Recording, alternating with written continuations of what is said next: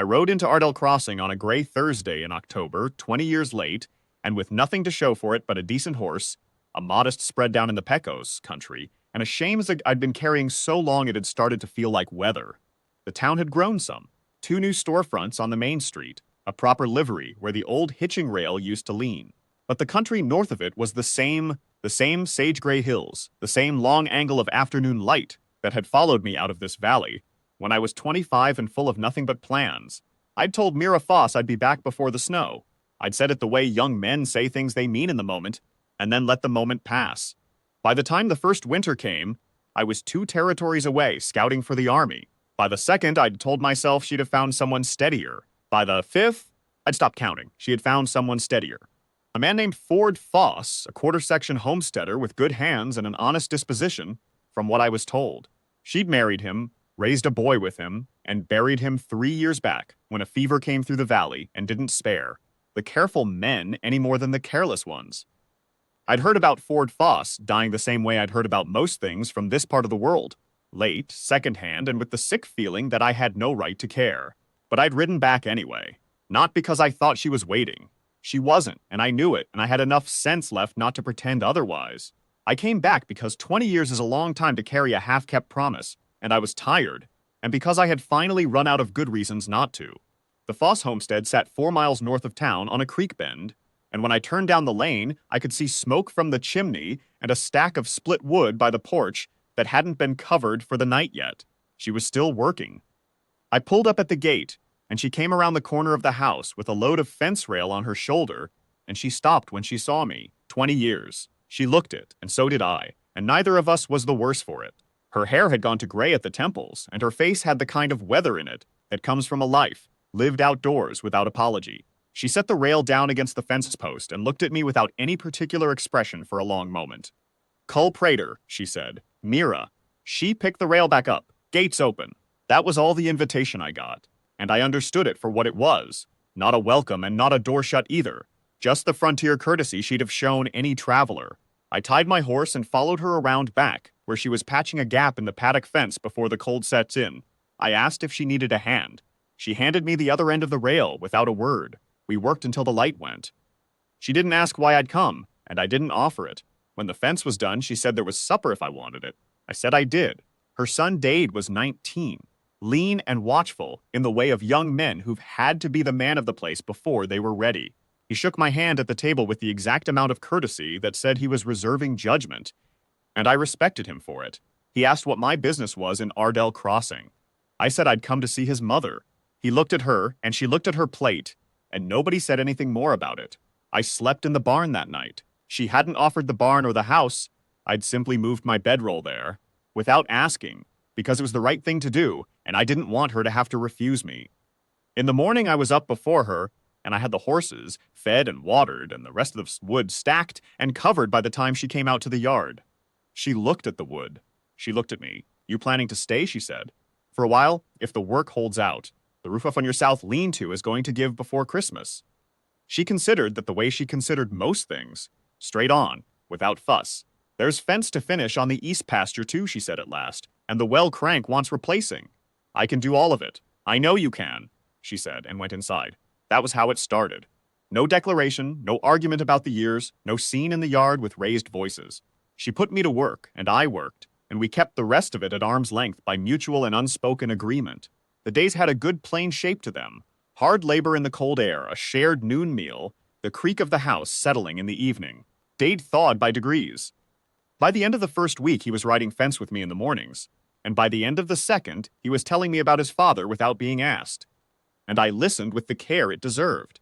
Ford Foss had been a good man. Dade said it plainly, without sentiment, the way a son says it when he means it. He said his father hadn't talked much, but had shown up for every hard thing without complaint, and that he'd taught him the same. I said that was a rare and useful inheritance. Dade looked at me sideways a moment, and then nodded, and we rode on.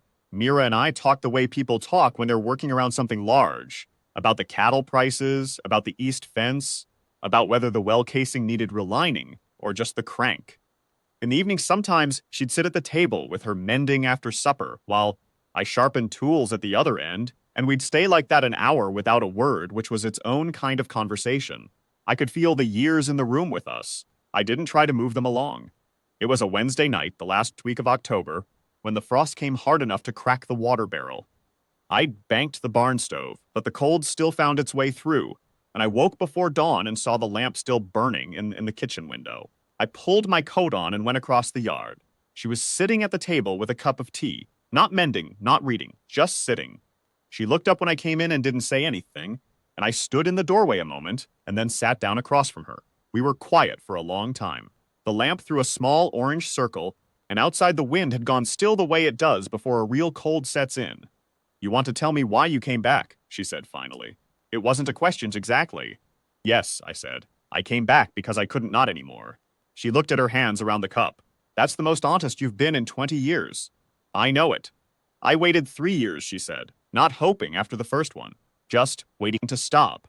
She said it without anger, which was harder to sit with than anger would have been. And then Ford came through with his oxen and asked if I needed help moving a load of timber, and I did, and that was that. He was a steady man. He deserved better than a woman who was still working out her disappointment, and I did my level best to make sure he never knew he had one. "He sounds like he did right by you," I said. "He did, and I by him, I think." She looked up at me. "I'm not telling you this to wound you, Cull. I'm telling you because if you're going to be here, you ought to know what here is." "I know what here is," I said. "It's your place, Mira. Yours and Dade's. I'm not riding in to claim anything. I gave up that right a long time ago." "Then what are you riding in for?" I'd thought about how to answer that question for the better part of 500 miles. I said, "I came back to find out if there was anything left between us worth being honest with each other about. Not to rush it, not to ask for anything, just to find out."